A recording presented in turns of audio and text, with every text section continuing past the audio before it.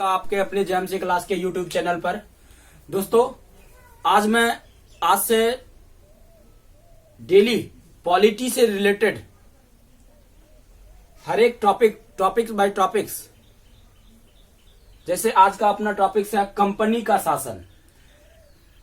तो ये मैं अलग अलग पार्टों में आप लोगों के साथ शेयर करूंगा ताकि इससे रिलेटेड जो भी क्वेश्चन, फैक्चुअल क्वेश्चन आते हैं वो आप लोग मिस ना कर सकें। और ये अपना पहला जेएमसी क्लास का पहला पार्ट है पॉलिटी का। तो आज से हम लोग एक नए रूप में आप लोगों के साथ रूबरू होंगे। तो चलते हैं। कंपनी का शासन, सबसे पहले जानिए यहां से क्वेश्चन कितना आता है। आप लोग अगर अपने आगे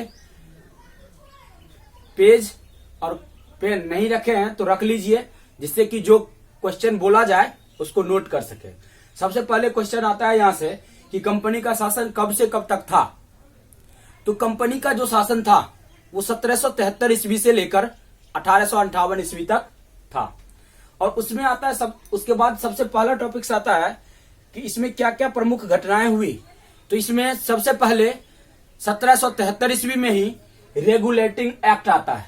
आप लोग ने सुना होगा, और एग्जाम के पॉइंट ऑफ व्यू से ये रेगुलेटिंग एक्ट से हर एक बार कुछ न कुछ नए क्वेश्चन के साथ स्टूडेंट को परेशानी झेलना पड़ता है, क्योंकि वो पढ़ के जाते हैं एक एक्ट, पूछ देता है कहीं और से।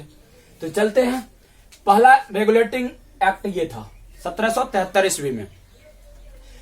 इसका क्या क्या महत्व था। तो इसी कंपनी के द्वारा भारत में ईस्ट इंडिया कंपनी कार्यों को नियमित नियंत्रित करने की दिशा में ब्रिटिश सरकार द्वारा उठाया गया ये पहला कदम था।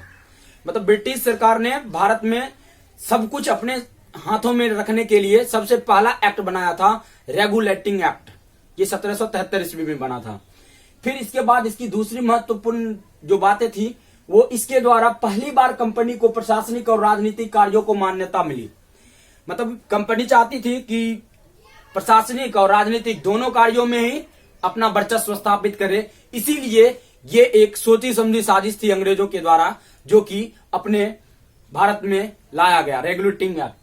उसके बाद आता है तीसरी इसकी महत्वपूर्ण जो बातें थी, इसी एक्ट के द्वारा भारत में केंद्रीय प्रशासन की नींव रखी गई। ये क्वेश्चन पूछा जाता है, किस एक्ट के तहत भारत में केंद्रीय प्रशासन की, आप लोग जो सुनते हैं केंद्र शासित प्रदेश, केंद्र के द्वारा शासन, ये सारे जो एक्ट थे, मतलब जो भी ये नियम बने, ये सारे नियम 1773 ईस्वी में रेगुलेटिंग एक्ट के द्वारा लाया गया था। आप अपने दिमाग में फिट बैठा लीजिएगा, क्योंकि इससे क्वेश्चन एक फिट रहता है हमेशा किसी न किसी एग्जाम में। आपको एसएससी में मिल जाए, एनटीपीसी में मिल जाए, ग्रुप 2 में मिल जाए, बीपीएससी में मिल जाए, कोई आश्चर्य की बात नहीं है। फिर इसकी प्रमुख 6 विशेषताएं थी। विशेषताएं तो इसकी बहुत सारी थी, लेकिन मैंने अपने अनुसार इसकी 6 प्रमुख विशेषताएं को देखा, जिसमें कि मुझे लगा कि यहां से क्वेश्चन बन सकता है। 6 विशेषताएं इसकी क्या थी। इस अधिनियम द्वारा बंगाल के गवर्नर को बंगाल का गवर्नर जनरल पद दिया गया। मतलब बंगाल में जो गवर्नर था उसको जनरल का पद दिया गया, गवर्नर जनरल का पद दिया गया। फिर क्या हुआ, इस पद का नाम दिया गया और उसकी सहायता के लिए 4 सदस्यीय टीम, कार्यकारी टीम बनाया गया। 4 सदस्यीय कार्यकारी परिषद बना दिया गया, जिससे कि उस परिषद का गठन किया गया। और इसी 1773 रेगुलेटिंग एक्ट के द्वारा ही भारत के पहले गवर्नर लॉर्ड वारन हेस्टिंग बने। 1773 ईस्वी के पहले रेगुलेटिंग एक्ट के द्वारा ही भारत में सबसे पहले गवर्नर लॉर्ड वारन हेस्टिंग, जो आप लोग पढ़े हैं, वो 1773 के रेगुलेटिंग एक्ट के द्वारा बनाए गए थे। ये चीज याद रखिएगा। क्वेश्चन पूछा जाता है कि भारत में सबसे पहले जो लॉर्ड वारन हेस्टिंग वो सबसे पहले गवर्नर थे, वो किस रेगुलेटिंग एक्ट के द्वारा बनाए गए। तो वो 1773 रेगुलेटिंग एक्ट के द्वारा बनाए गए। दूसरी इसकी जो विशेषताएं हैं, इसी अधिनियम के द्वारा मद्रास एवं बंबई के गवर्नर बंगाल के गवर्नर जनरल के अधीन हो गए। इससे पहले 1773 से पहले सब अलग अलग स्वतंत्र रूप से अपने अपने कार्य करते थे, लेकिन 1773 में जब रेगुलेटिंग एक्ट लगाया गया तो उस अधिनियम के द्वारा मद्रास एवं बंबई के गवर्नर जो थे वो बंगाल के गवर्नर के अधीन आ गए, मतलब उसके अंदर में काम करने लगे। इस अधिनियम के द्वारा कलकत्ता में 1774 ईस्वी में एक उच्चतम न्यायालय की स्थापना की गई। कलकत्ता में सबसे पहले 1773 ईस्वी में ये रेगुलेटिंग एक्ट बनता है और 1774 ईस्वी में उच्चतम न्यायालय की स्थापना होती है कोलकाता में। क्यों? क्योंकि ये लोग अपने मनमाने ढंग से करना चाहते थे, तो इनके लिए अपनी प्रशासनिक व्यवस्था होनी चाहिए थी, तो और उसके लिए तो इनको उच्चतम न्यायालय की तो आवश्यकता थी ही।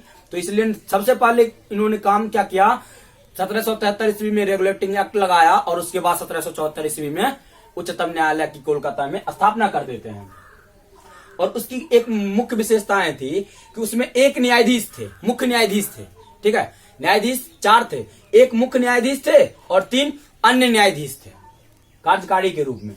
फिर चौथी इसकी जो विशेषताएं थी, इसके तहत कंपनी के कर्मचारी को निजी व्यापार करने और भारतीय लोगों से उपहार और रिश्वत लेने पर प्रतिबंध लगाया गया। मतलब इससे पहले भारत के नागरिकों को शोषण किया जाता था, जबरदस्ती उपहार लेने के लिए, रिश्वत लेने के लिए, मतलब जबरन किया जाता था। कोई नहीं दिया तो उसके साथ नाइंसाफी करना, ये सारे घटनाएं होती थी। तो कुछ इसकी विशेषताएं जो थी, कुछ अच्छे भी थे तो कुछ बुरे भी गुण थे। तो इसके तहत कंपनी के कर्मचारियों को निजी व्यापार करने और भारतीय लोगों से उपहार और रिश्वत लेने पर प्रतिबंध लग गया। मतलब ना अब वो 1773 ईस्वी में जब रेगुलेटिंग एक्ट लगा, उसके बाद कंपनी के जो निजी कर्मचारी थे ना अपना कोई व्यापार निजी रूप से कर सकते थे, ना भारतीय लोगों का शोषण कर सकते थे।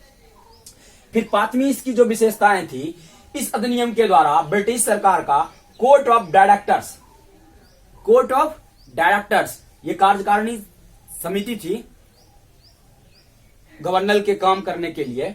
तो कोर्ट ऑफ डायरेक्टर्स के माध्यम से कंपनी पर नियंत्रण सशक्त हो गया, मतलब ज्यादा और शक्तिशाली हो गया। कोर्ट ऑफ डायरेक्टर्स के रूप में इसकी स्थापना की गई।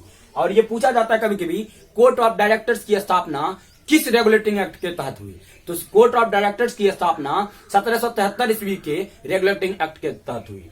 फिर आता है छठी इसकी विशेषताएं, इस अधिनियम के द्वारा भारत में इसके राजस्व, नागरिक और सैन्य मामलों की जानकारी ब्रिटिश सरकार को देना आवश्यक कर दिया गया। मतलब क्या, अगर आप नहीं देते हैं, भारत का जो भी राजा महाराजाओं थे उन सबको अपने सैन्य के मामले में, अपने जो वहां पर जितना प्रजा है उन सब के बारे में कंपनी को जानकारी देना आवश्यक कर दिया गया। तभी तो वो अपना शासन व्यवस्था कंपनी पूर्ण रूपेण अपने हाथ रखती। तो ये 6 प्रमुख विशेषताएं थी। ये आपको पार्ट 1 है। फिर हम लोग मिलते हैं पार्ट 2 के इसी टॉपिक से रिलेटेड, कंपनी के शासन से रिलेटेड पार्ट 2 में। दोस्तों, अगर आप लोग जो कोई नए हैं, अगर अभी तक लाइक या सब्सक्राइब नहीं किए तो प्लीज आप अपने जेएमसी क्लास के यूट्यूब चैनल को लाइक एंड सब्सक्राइब कर लें। और जो भी पढ़ने वाले फ्रेंड लोग हैं उनके ग्रुप में शेयर, ज्यादा से ज्यादा शेयर करें, ताकि हम लोग मोटिवेट होकर हमारे अपने जेएमसी क्लास के जितने भी स्टूडेंट, टीचर्स लोग हैं, वो सारे मोटिवेट होकर कुछ न कुछ नए तरीके से आप लोगों के साथ रूबरू होते रहें। धन्यवाद।